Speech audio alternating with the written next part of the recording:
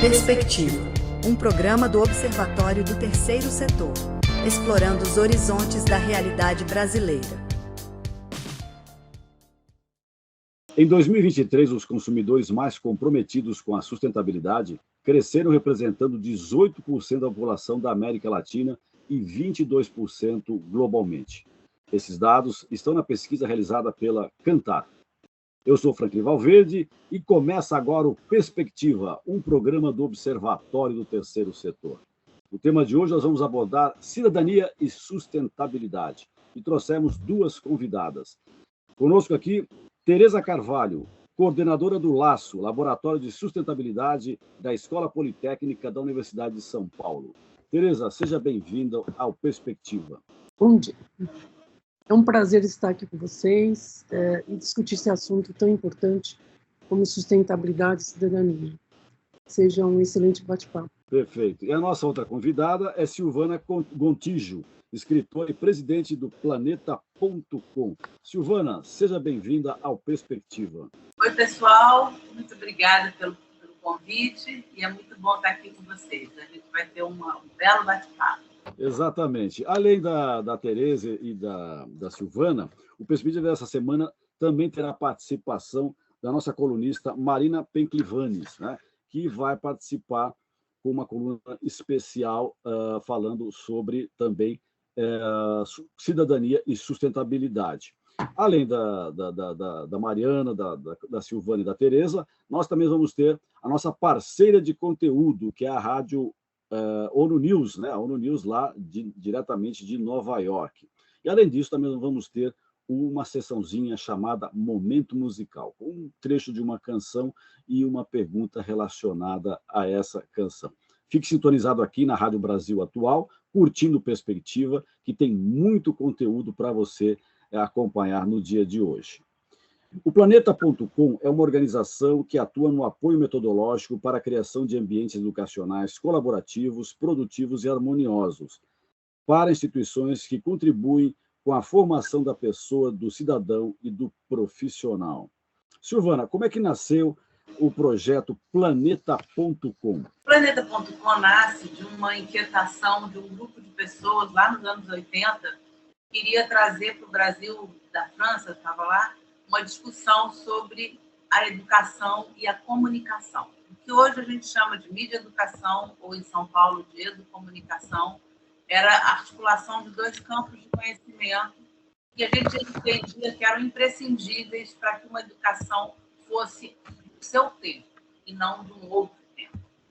Isso, a gente tentou articular esses campos nas universidades e foi muito difícil. Então, a gente criou um espaço de reflexão, um espaço onde a gente pudesse trazer esses debates e começamos, então, a influenciar os meios de comunicação e as faculdades de educação. E aí surge o Planeta.com como uma instituição voltada para desenvolver soluções inovadoras para a educação pública brasileira. Começou no final dos anos 90, a gente institui a Planeta.com oficialmente em 2005 e ele passa a ser um hub, né? A gente trabalha com uma revista, que é uma revista digital, que aborda essas questões todas de inovação e de metodologias inovadoras, meio ambiente e cultura digital. A gente tem um programa nacional que se chama Esse Rio é Meu.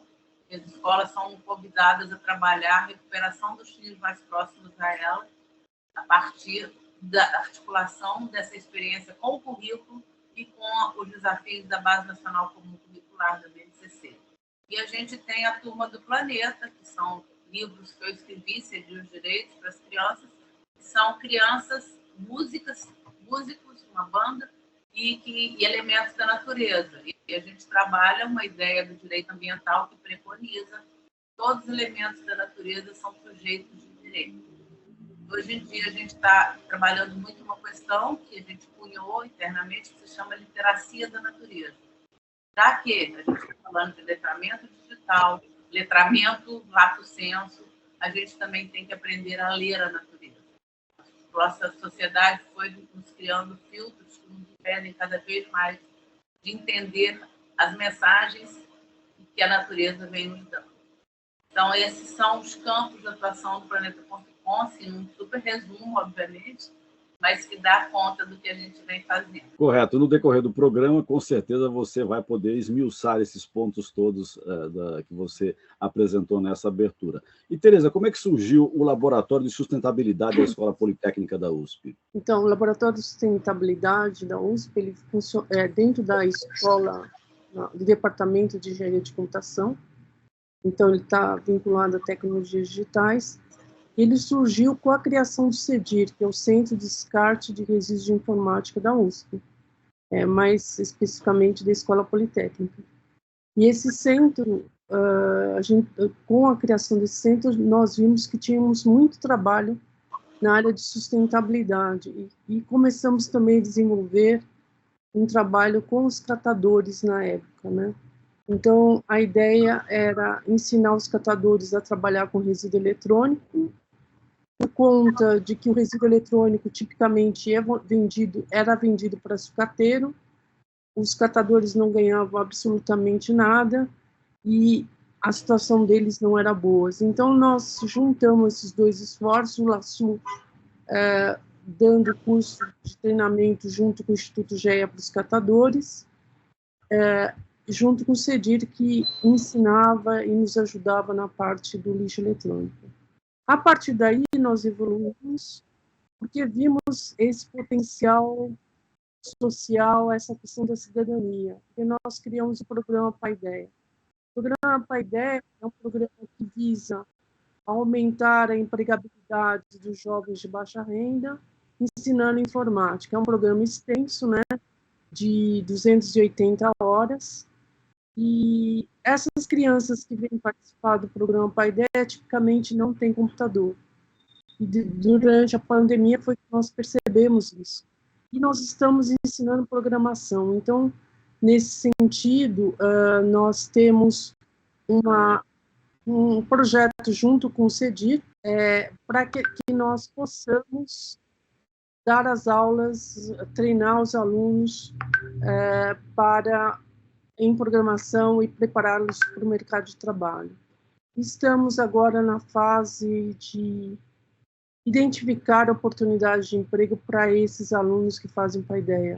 Então, a ideia é crescer com Paideia para o Brasil todo, visto que nós temos um curso que é oferecido online. Nesse sentido, contribuir com essa temática de sustentabilidade e cidadania. Perfeito. Durante o programa, você pode desenvolver, eu vou lhe perguntar algumas questões também a respeito do trabalho que você desenvolve lá na Politécnica da USP. Silvana, como é que as pessoas podem fazer para participar do Planeta.com? Olha, é muito fácil. Você pode entrar. É importante ressaltar a grafia. Planeta.com, a palavra ponto é por extenso, é planeta.com.org.br. A revista é só se cadastrar para receber. E a gente tem agora nós temos 220 embaixadores, entre atrizes, atores, famosos, escritores, jornalistas, está lá no nosso site. E essas pessoas também nos ajudam a responder a quantidade de mensagens que a gente vem recebendo para participar das ações, articular projetos de diferentes prefeituras. É importante que o Planeta.com não recebe dinheiro público. A gente é patrocinado pela iniciativa privada. A gente chega nos municípios com esse Ria Meu, por exemplo, com um projeto totalmente incentivado, totalmente patrocinado, mas ele tem que ter um termo de convênio. Então, para que as pessoas possam participar, integrar ações, mandar material para ser divulgado na revista.com, adotar a Turma do Planeta como uma ferramenta pedagógica poderosa que enfim, entrar em contato, tem lá contato@planeta.com.org.br, e ali a gente, reiterando que planeta.com é a palavra ponto por extenso, tudo junto. Isso é importante, porque em geral a prática a pessoa fala .com, já enfia já bota um ponto. Não, tem que escrever .com. Planeta.com. Isso é importante. .org.br. E aí a revista é só entrar, se cadastrar, que ela é distribuída gratuitamente, Uma revista eletrônica, né? Uma revista eletrônica. Uma revista digital, exatamente. Eletrônica. Perfeito. Então, ela tem uma articulação, as redes públicas distribuem para todas as pessoas. E está autorizado. Então, assim, é entrar e usar. E nos aproximar da gente, que a gente vai gostar sempre muito de acolher quem quer ajudar a esse processo de transformação da educação pública brasileira. Você disse que não recebe recursos públicos. Isso é por princípio ou é porque o setor público não investe mesmo? Não, é por princípio. Nós temos um conselho de notáveis e esse foi um acordo para que eles emprestem sua reputação e seu nome, que a gente não corresse o risco de expô-los em ano eleitoral, em processo político, onde as pessoas são muito investigadas. E a gente achou melhor, tem sido muito bom para nós essa independência e essa autonomia, porque isso nos dá uma possibilidade de interação mais sustentável com os governos. Né? Correto. E, Tereza, como é que as pessoas podem participar do LASSO, Laboratório de Sustentabilidade da Poli? Então, esse programa Paideia, nós sempre estamos precisando tanto de recursos, né, para dar bolsa para os alunos, como também se a pessoa tiver disponibilidade de dar aula, ensinar alguma coisa, enfim, as crianças também precisam muito de tutoria, né? Você imagina, elas têm 16 a 18 anos, e elas querem entrar no mercado de trabalho. É claro que tem muitas dúvidas, Então, existem muitas maneiras que as pessoas podem contribuir, desde nos ajudar com bolsas, até nos ajudar com ideias, para aumentar a empregabilidade desses alunos, como também atuando, obviamente, se a pessoa tiver a preparação devida dentro do programa. Eu acho que é isso. Hoje temos também o patrocínio de empresas, né, que nos ajudam nesse projeto, mas nós gostaríamos de expandir bastante ele, porque a questão de ensinar as pessoas a programação hoje é chave para você aumentar a empregabilidade. Mesmo que a gente está querendo criar um curso simplificado de letramento digital, vamos supor, você quer entrar no mercado de trabalho, não necessariamente você vai programar, mas você precisa saber usar um editor de texto, precisa saber mandar uma mensagem. Então, nós estamos planejando criar uma nova versão desse programa Paideia que possa ser disponível para pessoas que querem simplesmente entrar no mercado de trabalho, não necessariamente programar. É verdade, acho que o mundo hoje passa pela informática, né? Não tem como. Acho que mesmo as atividades mais, digamos, manuais, você necessita, né, de estar e se interagir com as redes para receber as informações, para encaminhar o seu trabalho. Né? O mundo hoje passa pela computação, não tem como. Né? Então, há uma necessidade das pessoas, para entrar no mercado de trabalho, minimamente estarem letrados sobre como é que a coisa funciona. Eu acho que essa iniciativa do Laboratório de Sustentabilidade, o LASSO, é muito bem-vinda. E vamos ouvir agora a Rádio ONU, parceira de conteúdo do Observatório do Terceiro Setor, que traz a seguinte reportagem. Brasil concentra, vejam bem, Brasil concentra 83% dos casos de dengue nas Américas. Felipe Carvalho, da ONU News, tem as informações diretamente de Nova York. Notícias do mundo com a ONU News. A Organização Pan-Americana da Saúde, OPAS, alertou para o aumento de casos de dengue nas Américas. Até 26 de março deste ano, mais de 3,5 milhões de infecções e mais de 1.000 mortes foram relatadas na região. O diretor da OPAS, Jarbas Barbosa, afirmou que isso é motivo de preocupação, pois representa 3 vezes mais casos do que os registrados no mesmo período de 2023, um ano recorde, com mais de 4,5 milhões de casos registrados na região.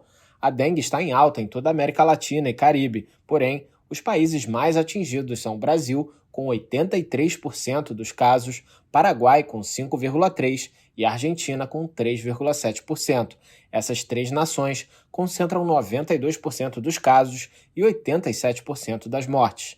Esse aumento é atribuído à maior estação de transmissão no hemisfério sul, quando o mosquito Aedes aegypti, vetor da dengue, prospera devido ao clima quente e chuvoso. No entanto, Barbosa alertou que também há um aumento de casos em países como Barbados, Costa Rica, Guadalupe, Guatemala, Martinica e México, onde a transmissão costuma ser maior no segundo semestre.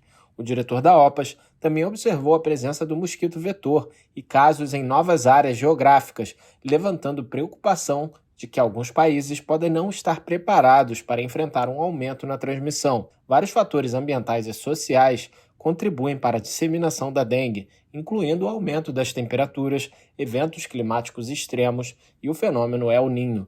O rápido crescimento populacional e a urbanização não planejada também desempenham um papel crucial, pois condições precárias de moradia e serviços inadequados de água e saneamento geram criadouros do mosquito, por meio de objetos descartados que podem coletar água. Da ONU News em Nova York, Felipe de Carvalho. Assim tivemos o Felipe de Carvalho, diretamente lá de Nova York, com a ONU News, né, nossa parceira de conteúdo. Né? E a situação que ele relata aí é uma situação bastante preocupante. Né? Brasil com 83% dos casos de dengue nas Américas. Né? Nós vivemos recentemente aí uma pandemia da Covid, em que o cidadão só tinha que se prevenir, não tinha muita saída, né? Enquanto não chegava a vacina para ele tomar, enfim. É uma coisa que ele ficava meio refém da situação. Mas no caso da dengue, eu acho que o cidadão e a cidadã têm um papel muito grande no combate, né? Ele pode ser o grande motor de combate a essa doença que se alastra no Brasil, né? É dengue, é chikungunya, é zika, enfim, né? A dengue meio que liderando todas elas causadas pelo mosquito Aedes aegypti. Bom, Silvana, como é que você vê a situação? Brasil com 83% dos casos, acho que as pessoas não deveriam se conscientizar um pouquinho, olhar como é que estão os seus vasos, se não tem lata no seu jardim, no seu quintal, acumulando água para formar o criadouro do mosquito, enfim. Acho que aí o brasileiro sempre tem aquela tendência de tudo é culpa do governo, né? Seja ele qual for. Alguns com responsabilidade, não vamos dizer que não, né? Mas, enfim, aí tem uma parte que é dele também, né? Acho que o cidadão tem que assumir claramente que ele tem que verificar a sua casa e a região no entorno também, né? Se você você mora em frente a uma praça, aquela praça tem água acumulada em algum objeto, não custa nada você esvaziar e colocar no lixo, enfim, ou avisar a prefeitura, o responsável por aquele setor. Não é verdade, Silvana? Eu acho que é isso, mas eu acho que também tem duas questões, né? Uma política preventiva, né? Todo mundo sabe que no verão vai acontecer isso, né? Como todo mundo sabe que vão haver deslizamentos. A gente tem que se adaptar para a mudança climática de uma forma bem efetiva. E aí a responsabilidade realmente dos governos. E a responsabilidade dos cidadãos, que realmente é cuidar para que não sejam desenvolvidos os focos do mosquito na sua própria casa, também está associado ao uso do repelente, que hoje virou uma coisa caríssima, virou um artigo de luxo. Então, eu acho que os governos também deveriam, como medida de política pública, distribuir repelentes, fazer um acordo com os laboratórios e fazer uma distribuição dos repelentes. Mas, basicamente, o repelente já é uma prevenção de uma coisa que exista, não tem que existir. Né? Se a gente sabe que é esse fenômeno, a gente tem que se prevenir individualmente e tem que haver muita campanha de esclarecimento, né, uma educação para isso, né, onde as escolas também se engajem nessa questão de forma bastante efetiva, trabalhar isso curricularmente, mostrar a responsabilidade de cada um e exigir dos governos medidas mesmo de saneamento e de recolhimento de resíduos sólidos, que também são uma fonte de foco muito grande. Né? Então, a gente precisa entender que o saneamento também serve para evitar isso, para além de todas as outras doenças que evita, e isso tem um impacto extremamente positivo nos orçamentos públicos de saúde, na medida que você previne. Né? Porque o que a gente está tendo agora é que resolver um problema que poderia ter sido minimizado. Verdade. Né? Tereza, como é que você vê essa questão da dengue? O cidadão não deveria ser muito mais atuante, né, no combate ao mosquito? Nós precisamos ter campanhas, concordo com isso, campanhas de esclarecimento. Eu lembro, quando eu era jovem, eu não sei se vocês vão lembrar, tinha a figura do Sigismundo. Sim. Era uma campanha que foi realizada com muito sucesso pelo governo para a gente jogar o lixo no lugar certo, né? Sim, E eu acho e as pessoas, né, quem não fazia isso era taxado de sugismundo, né? Hoje que seria bullying, né? Hoje não poderia se fazer isso. Mas naquela época eu lembro que era adolescente e era qualquer colega que jogava um papel de bala no chão, o pessoal já começava, sugismundo, sugismundo. E o pessoal ia lá recolher porque ficava constrangido, né? então eu acho que foi o tipo de campanha que foi muito, muito bem sucedida no sentido de você criar um personagem, né? Então eu acho que o governo precisava trabalhar nisso, porque existem pessoas que são tipicamente as mais atingidas, que elas nem têm noção sobre o perigo da dengue e o que deve ser feito. Então eu acho que a questão educacional é uma questão muito séria, né? Os repelentes, também propagar, existem alguns repelentes que a gente pode fazer usando substâncias naturais, então como propagar isso, enfim, uma campanha você resolve muito esclarecimento, como prevenir, como se cuidar, então eu não sei, eu vejo a campanha como essencial nesse contexto. Perfeito. Uma pesquisa da Confederação Nacional da Indústria, CNI, realizada com empresários de todo o país, mostra que a maioria das empresas industriais já adota medidas para reduzir a geração de resíduos sólidos, totalizando 89%, e para otimizar o consumo de energia, 86%. E o de água chega a 83%. 86% o consumo de energia, 83% o consumo de água. Esse levantamento, né, feito pela Confederação Nacional da Indústria, elencou 9 ações para contribuir para a sustentabilidade ambiental na linha de produção, que é fundamental. E eu coloco aqui a questão agora, né, podemos começar agora com a Tereza. Qual a importância da sustentabilidade industrial, Tereza? Nossa, é toda. Então a gente fala de economia circular, né? Nós temos trabalhado em algumas cadeias produtivas no sentido de torná-la mais sustentável. E o que a gente vê é que se gera muitos resíduos, né? Muitos resíduos industriais que podem ser eliminados, né? Eles podem ser eliminados através de processos industriais mais inteligentes, mas nós também podemos fazer o que a gente chama de simbiose industrial, que é pegar os resíduos de uma indústria e usar como matéria-prima em outra indústria, né? Vamos dar um exemplo prático. Um sapato, na hora que você corta o molde do sapato, é óbvio que tem rebarbas. Essas rebarbas, depende, se você fizer um sistema mais inteligente, você pode diminuir, mas sempre tem rebarbas.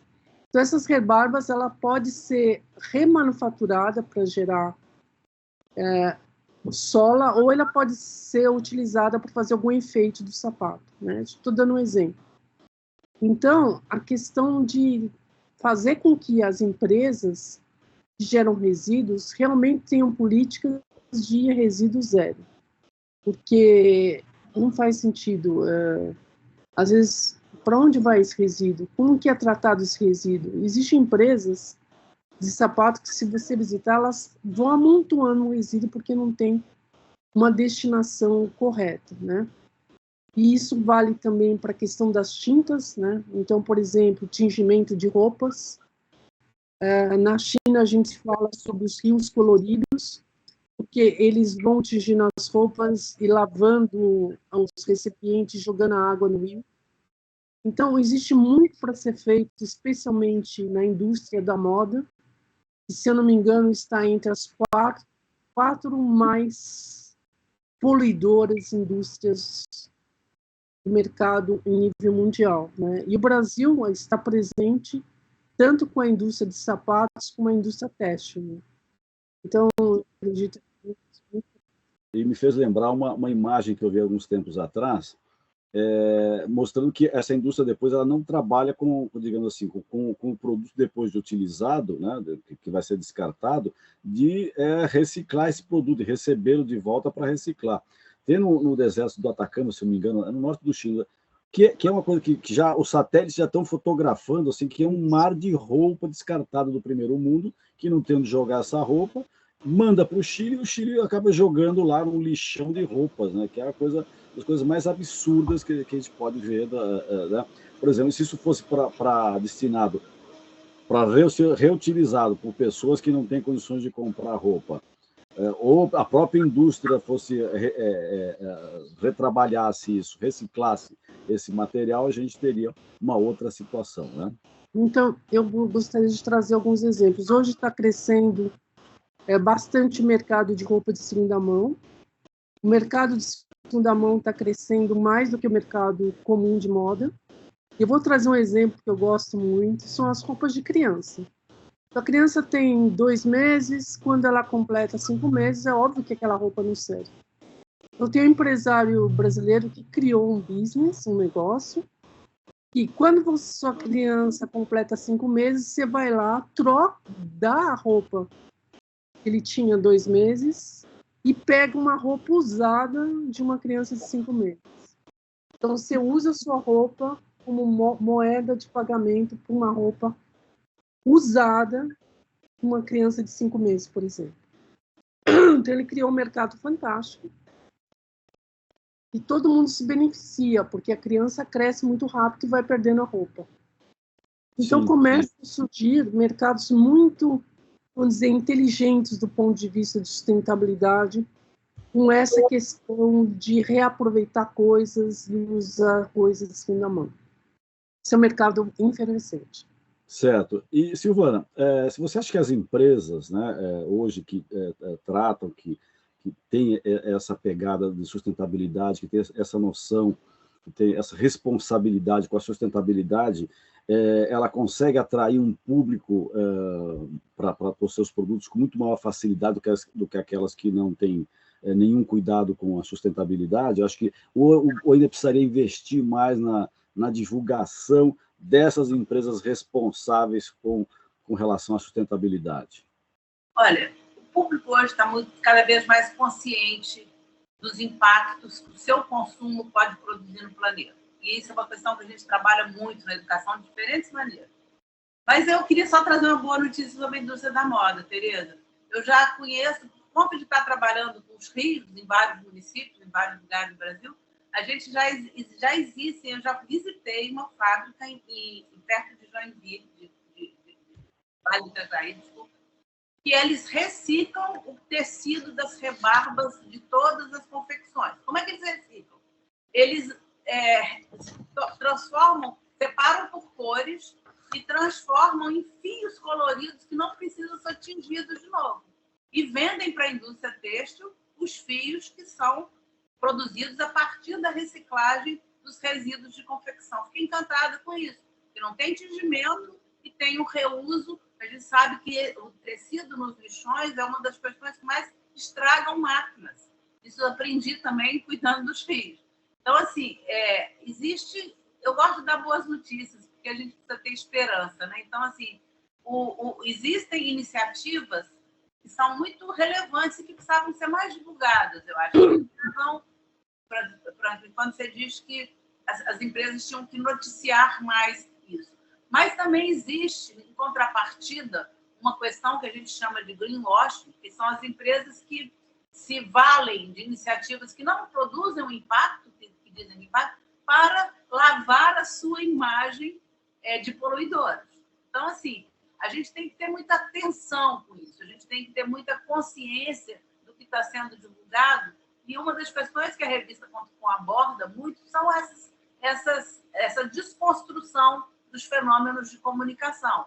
Então, a gente, quando trabalha com mídia e educação, e aí, Tereza, gostei muito de saber que talvez a gente possa te ajudar com essa questão da formação para as mídias, das crianças e jovens e dos adultos, a gente tem uma iniciativa enorme que se chama o Aparato de Mídia e Educação do Planeta.com, que forma professores e jovens para a utilização dos recursos digitais, eletrônicos, enfim, informáticos, enfim. Esse conteúdo está disponível também. Entre em contato com a gente, vamos entregar para vocês isso com a maior alegria, tá?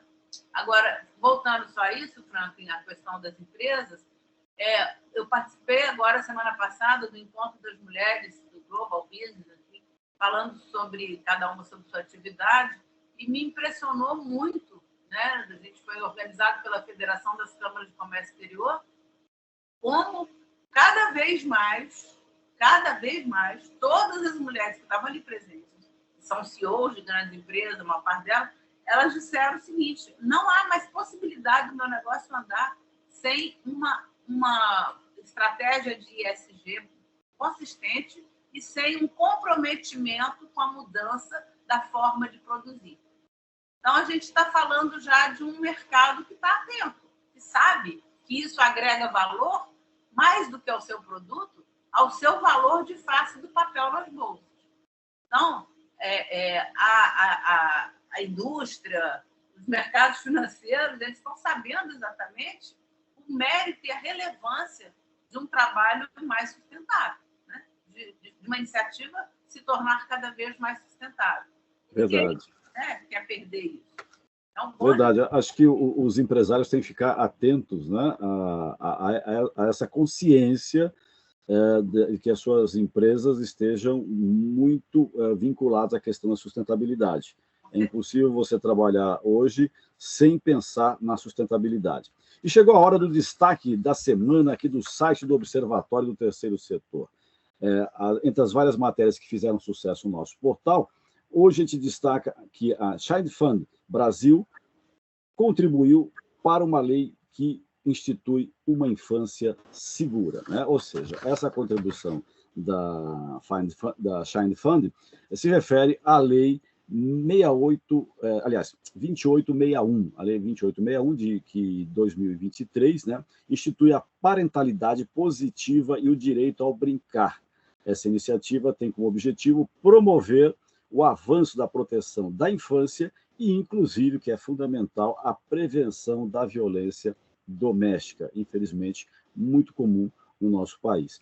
Eu convido a todos e a todas para visitarem o site do Observatório, que é observatório3setor.org.br, o 3 em numeral, isso é fundamental, e lá você vai encontrar a matéria na íntegra. Além dessa matéria, outras matérias importantes sobre o terceiro setor você encontra no nosso site. Chegou a hora da nossa coluna Desafios do Terceiro Setor, uma coluna que acontece toda semana, né, e sempre apontando um desafio. E hoje nós vamos ter como a colunista convidada a Marina Penclivanes, que é idealizadora da plataforma de educação para gentileza e generosidade. Isso é fundamental nos dias de hoje. Olá, Marina.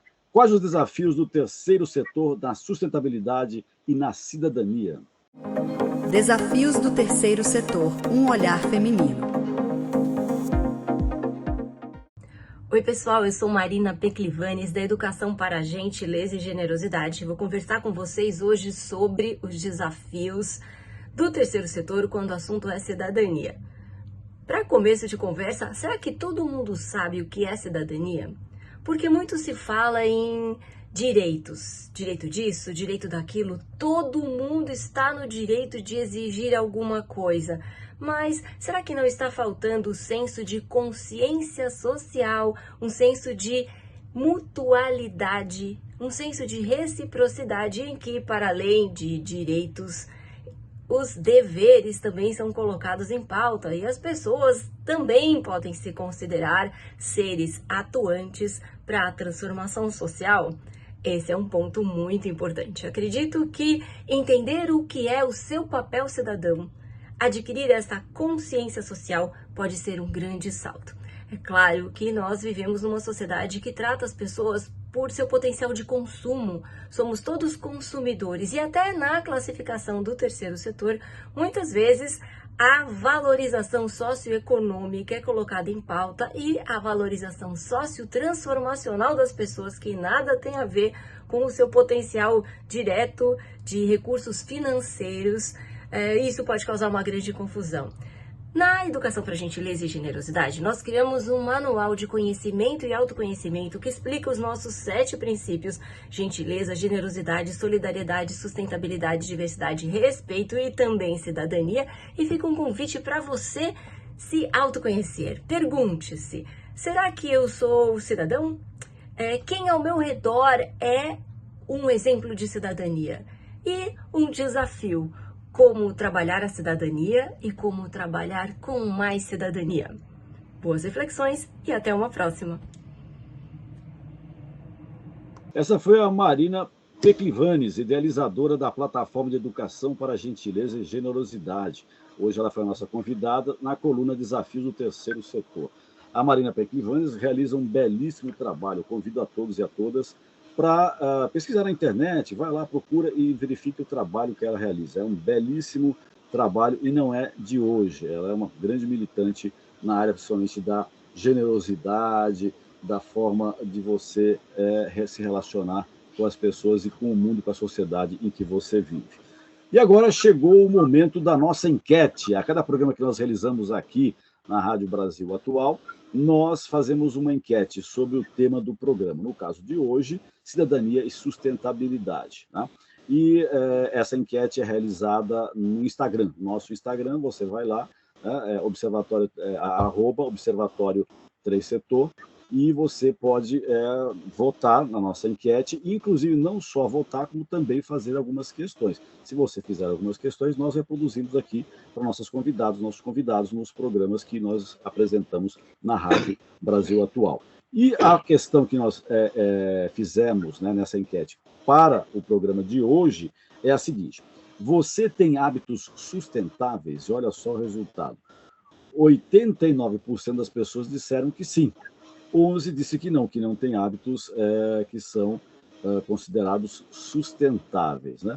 E eu acho que é importante a gente conversar aqui com as nossas convidadas, a Silvana e a Tereza, a respeito desse, para falar até para esses 11%, né, que não tem hábitos sustentáveis. O que são esses hábitos sustentáveis, né? O que podem ser esses hábitos que dão sustentabilidade?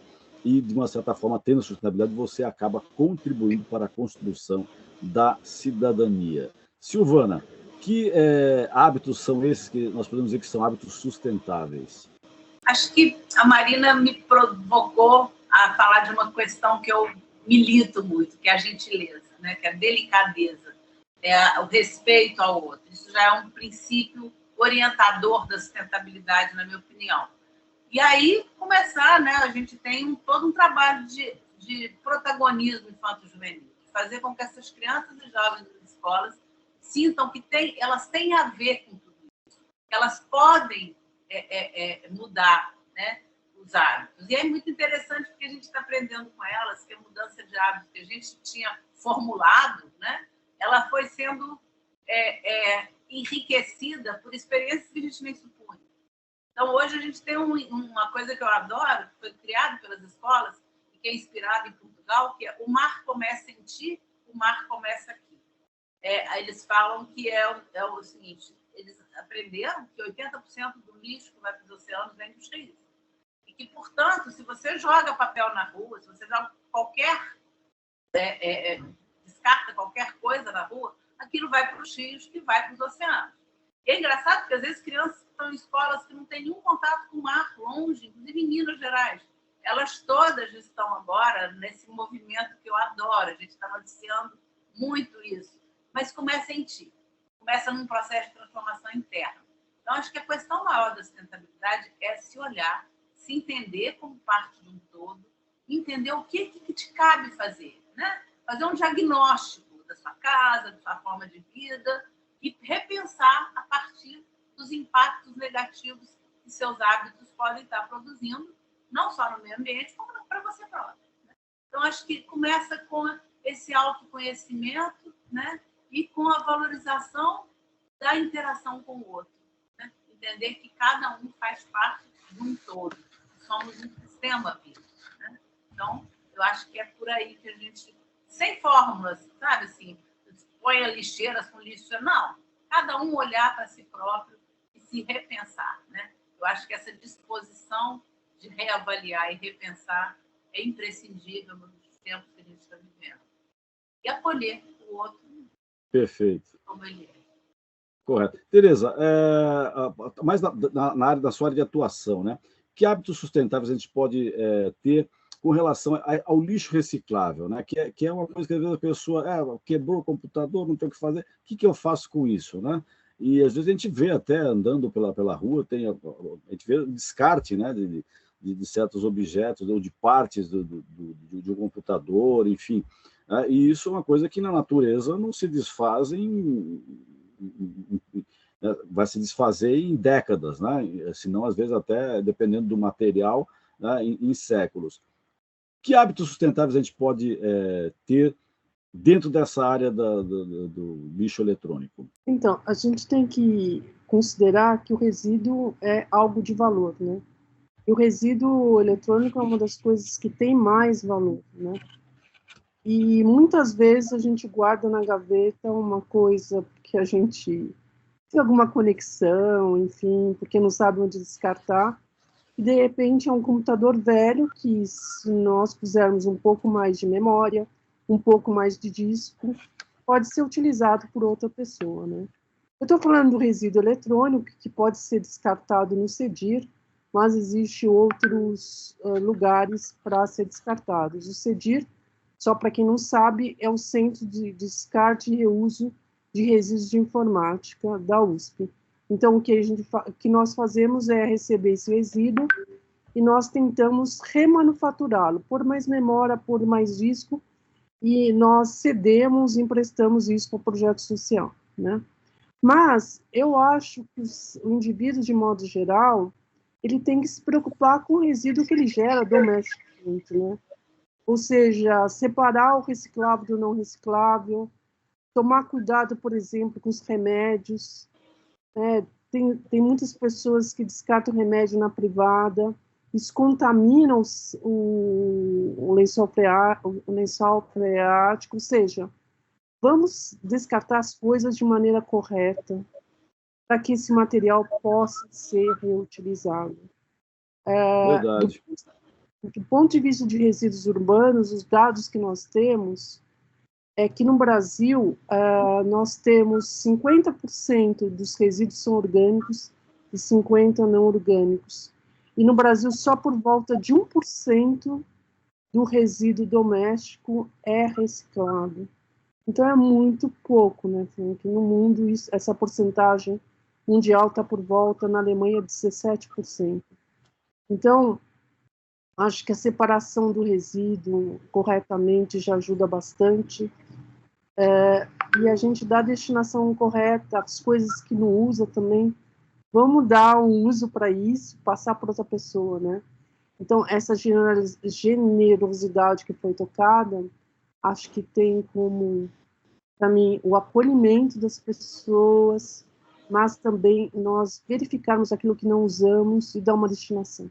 Verdade. A Tereza lembrou bem aí a questão do descarte dos medicamentos, né? Eu acho que não custa lembrar a todos e a todas que as grandes redes, né, de farmácias do Brasil têm um setor para coletar os medicamentos que você já vencidos, o que você não está usando mais. Lá você vai e deposita, você não precisa comprar nada na farmácia, só você chegar lá e você deposita esse medicamento, né? Tem um setor para o medicamento e tem um outro lá até para as embalagens dos medicamentos. Então você vai lá e você deposita lá e ponto final, ao invés de jogar no lixo comum, né? Ou mesmo no esgoto, né? Porque isso vai comprometer, vai para os rios e vai acabar comprometendo o lençol freático. Para falar linguagem popular, você vai acabar envenenando o solo e a água da sua cidade. Cuidar do planeta através de práticas sustentáveis é uma ação que tem sido prática diária na rotina de muitas pessoas. A sustentabilidade faz parte da rotina de 9 para cada 10 brasileiros. Tá? E eu levanto aqui uma questão para a Silvana e para a Tereza. Né? Nós já estamos, de uma certa forma, já na última parte do nosso programa. E eu queria que elas conversassem um pouquinho agora sobre a seguinte questão: como a cidadania e a sustentabilidade estão conectadas no Brasil? Porque muitas vezes a gente fala cidadania, sustentabilidade, né, que é o tema do programa de hoje, mas às vezes para as pessoas não fica claro como que você, através da sustentabilidade, você constrói a sua cidadania e você, tendo sua cidadania, você tem que ter um compromisso com a sustentabilidade. Silvana. Olha, falando um pouco sobre uma perda grande que eu tive agora, meu querido amigo Ziraldo, meu primo, a gente está falando de um país onde toda uma geração que militou em causas políticas, em nome contra a ditadura, enfim, todos nós que passamos por essa experiência, sabíamos que tínhamos que exercer a cidadania porque era isso ou nada, né? Ou impossibilidade de viver num país livre e democrático. Então, o exercício da cidadania ele é uma experiência que começa no dia a dia da criança, né? Começa na criança pequena e na relação dela com os pais, com a escola, enfim, onde ela se entende como protagonista também de um processo de transformação. Claro que nos limites da infância, claro que nos limites da adolescência, nos limites da juventude, da idade adulta, né, da idade sênior, que é para dizer agora, para fugir do etarismo tão discutido, né? Enfim, mas o exercício da cidadania tem tudo a ver com a preservação da vida no planeta. Se a gente está falando de sustentabilidade, a gente está falando de que sustentabilidade? Né? Para quê? Porque o planeta Terra, a despeito dos seres humanos, ele vai sobreviver à nossa espécie. Mas a nossa espécie, né? Essa sustentabilidade é para a preservação dessa vida, da vida que nós entendemos como que cabem os seres humanos nela. Então, eu acho que olhar para isso, né, como é que a gente associa a cidadania com a sustentabilidade, é fazer um exercício de se entender como parte da responsabilidade pela preservação da vida no planeta. Isso para ser bem genérico, né? Porque cada lugar tem uma sustentabilidade. A gente está vendo os Yanomamis sendo atacados com mercúrio na Amazônia e morrendo envenenados por isso. E desconhecendo a causa do seu adoecimento, muitas vezes, né? Então, a gente está falando de uma série de sustentabilidade, né? Quando a Tereza fala do descarte dos eu já estou querendo saber onde tem aqui perto de mim, porque eu tenho uma opção de coisa que eu quero descartar eletrônica e está aqui em casa empilhado, sem saber aonde entregar. Então, assim, existem coisas que a gente precisa conhecer, né? Compartilhar. E isso tem a ver com o nosso papel como cidadão. O que a gente precisa é se apropriar dos recursos para gerar um mundo mais sustentável e do nosso papel de ser protagonista num processo de cuidar da vida, de cuidar do planeta, de cuidar uns dos outros. Então, acho que assim, não existe a possibilidade de ser cidadão no mundo sem gente. Então, se é isso, ok. O que a gente tem que fazer para preservar este mundo de gentes, de diferentes gentes? Né? Então, qual é o nosso papel e qual é a nossa responsabilidade? E não ficar exatamente como a gente foi dito aqui no começo do programa, sempre à espera de que governos tragam a solução para a nossa sobrevivência, a nossa vida no planeta Terra, né? Que é esse que a gente tem. Correto.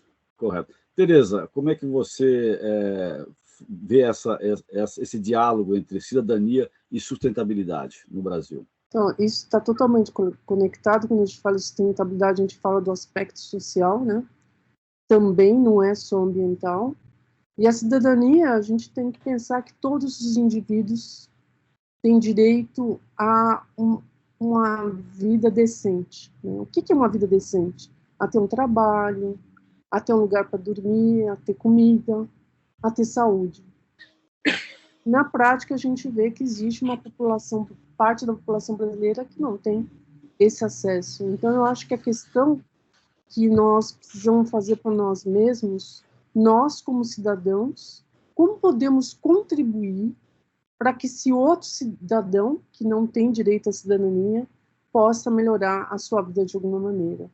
A gente pode sempre fazer alguma coisa, ou de uma maneira espiritual, no sentido de dar um sorriso, de ser cortês com uma pessoa, mas a gente também pode ver aquilo que a gente vive em excesso, né?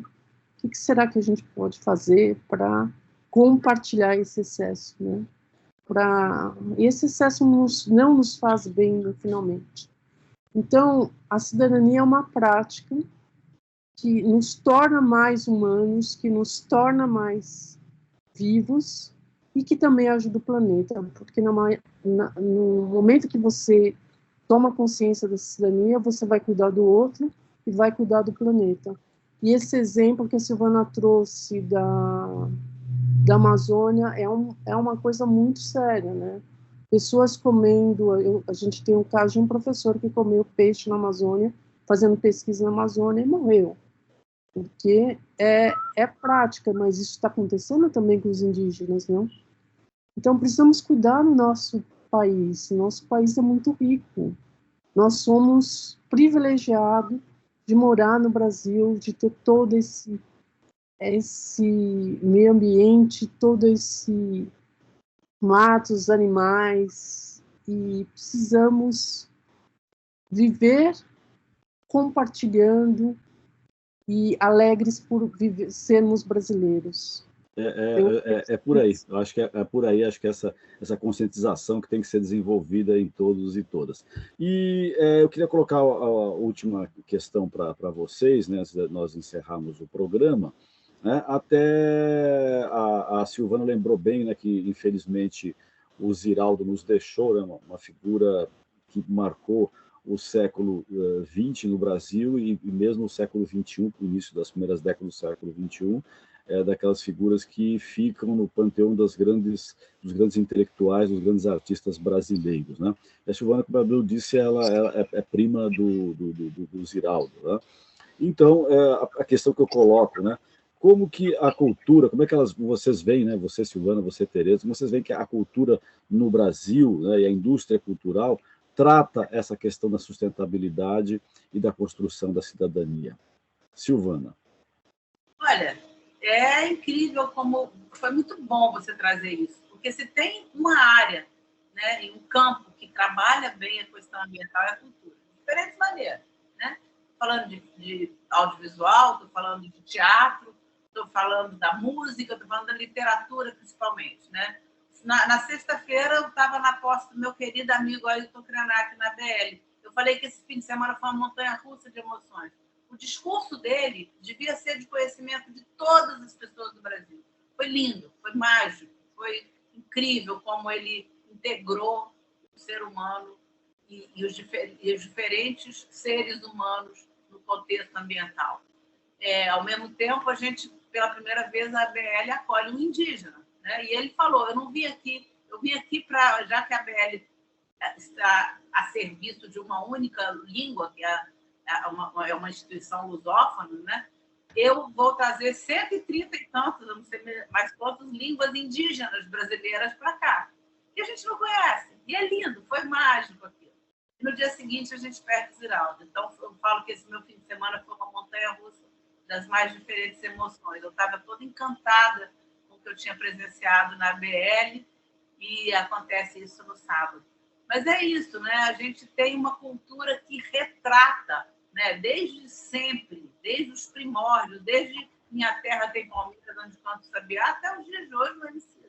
A gente passa por São João, por Chico, todos os grandes músicos, grandes escritores que sempre trabalharam isso. E eu, modestamente, tenho a minha contribuição com a Turma do Planeta, que é uma turma de personagens que eu trabalho em livros infantis, exatamente em defesa do meio ambiente e da cultura brasileira. É uma turma de personagens fundadores dos grandes valores da cultura nacional de todos os tempos. Então, acho que é isso, né? A cultura é, talvez, um grande porta-voz. No meu livro A Voz do Povo, quando eu trabalhava a questão da opinião pública no Brasil, eu falo isso, né? Se tem uma área que falou a voz do povo em todas as suas demandas, foi a cultura brasileira. Muito mais do que qualquer outra área. Tereza. Então, eu sou apaixonada pela cultura brasileira. Essa sua pergunta me veio à mente Tarsila de Amaral. Tarsila de Amaral já trazia essa questão de cidadania, sustentabilidade e cidadania. Então, eu acho que nós temos isso presente em vários pontos da cultura, na música. na arte cênica e na pintura. E nós, como brasileiros, precisamos aprender a amar ser brasileiro. Ser brasileiro é muito bom, né? E amar a nossa cultura. Para finalizar, eu queria falar duas coisas, Franklin. Primeiro, Certo. a gente também lançou, no final do ano, um livro que foi feito para essa comunidade Paideia, que se chama Sustentabilidade, o Indivíduo, Cidade e Planeta, que a gente fala justamente como preparar os indivíduos para a sustentabilidade. Esse livro é gratuito e vocês encontram no site do LASU, lasu.usp.br. E sobre a questão dos descartes, Frank, existe um site que se chama eCycle, em que tudo o que vocês quiserem descartar corretamente, lá eles apontam endereços e até eles coletam em suas casas resíduos que não são de fácil descarte. Acho que é essa divulgação que queria fazer, porque isso eu acredito que é muito importante. Obrigado, Tereza. O Perspectiva de hoje chega ao final. Na semana que vem, nós temos uma nova edição do nosso programa. Agradeço a participação de Tereza Carvalho, coordenadora do LASU, Laboratório de Sustentabilidade da Escola Politécnica da Universidade de São Paulo. E também Silvana Gontijo, escritora e presidente do Planeta.com. Esse programa foi produzido pela equipe do Observatório do Terceiro Setor. Na próxima quinta-feira, às 16 horas, acompanhe o nosso programa Brasil ODS. Na pauta do programa, doenças hereditárias. Ficamos aqui sempre na luta por uma sociedade mais justa, solidária, tolerante e sustentável. Até o próximo programa. Perspectiva, um programa do Observatório do Terceiro Setor, explorando os horizontes da realidade brasileira.